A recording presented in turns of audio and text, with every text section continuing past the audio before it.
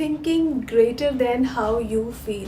इसका मतलब क्या है? इसका मतलब ये है कि क्या आप उस लेवल पर अपने आप को ला सकते हैं कि अगर आपके एनवायरनमेंट में इस वक्त आपकी करंट सिचुएशन जो है वो फॉर एग्ज़ाम्पल किसी वजह से you are not feeling good. एक एग्ज़ाम्पल ले लेते हैं कि आपने कोई इंटरव्यू के लिए आप प्रिपरेशन कर रहे हैं और आपने ज़बरदस्त उसकी तैयारी करी, आपने उसकी प्रैक्टिस करी, जॉब लेटर अच्छे से बनाया, मतलब जो भी आप कर सकते थे और आपको ये भी मतलब आपको लगता है कि आप बहुत एलिजिबल हैं उस जॉब के लिए। आप इंटरव्यू देकर आते हैं बड़ा ज़बरदस्त और आप बड़े श्योर हैं, लेकिन 2 डेज़ गुजर जाते हैं इंटरव्यू के बाद और आपको कोई वहाँ से कॉल नहीं आती है और उसके बाद आपके अंदर थोड़ा सा एंशियसनेस शुरू होती है, थोड़ी एंजाइटी शुरू होती है और आप डाउट्स के बाद आप 4th डे कॉल कर लेते हैं कि भाई मैंने इंटरव्यू दिया था, so I am just waiting for a call, मुझे कोई कॉल नहीं आई है, क्या मैं दोबारा इंटरव्यू देने के लिए आ जाऊँ? तो वहाँ से उनका रिस्पॉन्स ये आता है कि जी हमने तो हायर कर लिया है, इंशाल्लाह यू अप्लाई नेक्स्ट टाइम। सो अब आप सोचें कि इस सिचुएशन में आई एम नॉट सेइंग कि ये नेचुरल नहीं है डिसअपॉइंट होना या सैड फील करना, मैं ये नहीं कह रही हूँ, लेकिन क्या आप इस सिचुएशन में अपने आप को लो करने के बजाय क्या अपने आप को अच्छा फील करवा सकते हैं?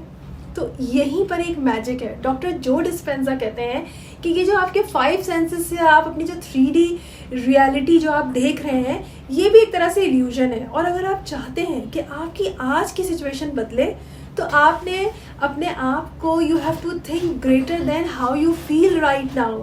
और ये आप कर सकते हैं। अब इसकी एग्जाम्पल यहाँ से ले लेते हैं कि जो बहुत बड़े एक लीडर गुजरे हैं, नेल्सन मंडेला, जो कि प्रिजन में थे और उसके बावजूद अब उनको 5 सेंसेस से सिर्फ यही नहीं समझ आ रहा था कि वो कैद में है और कुछ नहीं हो सकता, लेकिन फिर भी what he did, he was thinking greater than he was feeling. मतलब वो उस टाइम पर भी वो उस लेवल पे उनका विजन था और उनको यकीन था। इसका मतलब ये है कि क्या आप अभी अपने फ्यूचर को देख तो नहीं सकते, लेकिन क्या आप उस पर बिलीव कर सकते हैं? और ये बिल्कुल सच है।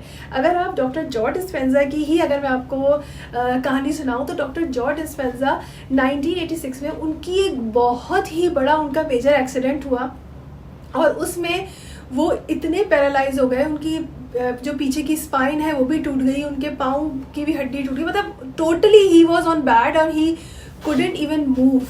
और डॉक्टर ने उनको बोल दिया था ऑपरेशन के बाद भी, बल्कि एक सर्जरी हुई और दूसरी सर्जरी उन्होंने नहीं करवाई। डॉक्टर ने उनको बोला था कि वी डोंट नो कि ये दोबारा चल सकेंगे या नहीं, but he had this power on that time. उन्होंने कहा कि जैसे कि हमारा दिल धड़कता है तो उसको क्या हम धड़काते नहीं हैं, एक इंटेलिजेंस है, मतलब अल्लाह ताला इन चीज़ों को खुद ही करता है। हमारे रगों में खून जो है दौड़ रहा है, हमारा दिल धड़क रहा है, हम किस तरह से सांस ले रहे हैं, तो इसके लिए हमें एफर्ट नहीं करनी पड़ती है।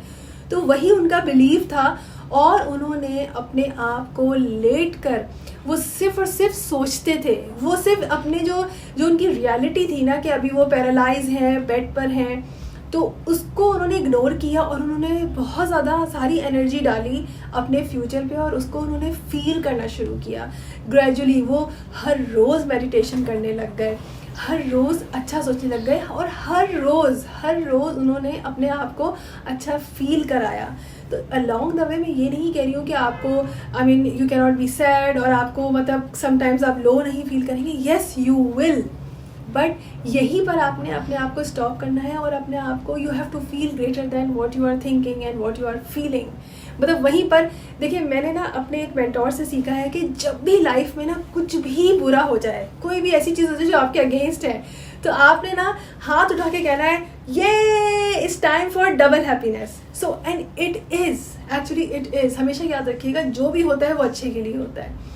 तो अगर आप डॉक्टर जॉ डिस्पेंजा की ये बात सुनकर अगर आपको ये तो रियल स्टोरीज हैं, देखिए डॉक्टर जॉ डिस्पेंजा आप सर्च कर सकते हैं कि उनकी क्या स्टोरी है और उन्होंने किस तरह से मिरेक्युलसली उन्होंने अपने आप को ठीक किया। Now he is a very famous author, he is a speaker, he is a neuro scientist and वो सबको बहुत अच्छे से उन्होंने टीच कर रहे हैं। कितने लोगों को उन्होंने हील कर दिया है इसी पावर के थ्रू, और वो पावर हम सबके अंदर है, आपके अंदर छुपी हुई है, मेरे अंदर छुपी हुई है, बस इसको सिर्फ यूटिलाइज। तो क्या हम अपने आप को ये फील करा सकते हैं रिगार्डलेस ऑफ दिस रियलिटी जो अभी हमारे सामने है, या हम अपने 5 सेंसेस से जो भी प्रॉब्लम्स को हम जो है समझ रहे हैं उस सब को एक तरफ करके क्या हम फिर भी अच्छा फील कर सकते हैं? उसके लिए बहुत सारे टूल्स हैं। You can meditate, you can pray, even अगर आप 5 वक्त नमाज ही पढ़ रहे हैं ना, वज़ू करते हुए पॉजिटिव सोचें, कलमा पढ़ें, और what ever your religion is, आप अपने रिचुअल्स को फॉलो करें, तब भी यू फील काम। मेडिटेट करें, और you have to feel greater than what you are thinking right now, जो भी सर्कमस्टेंसेस हैं।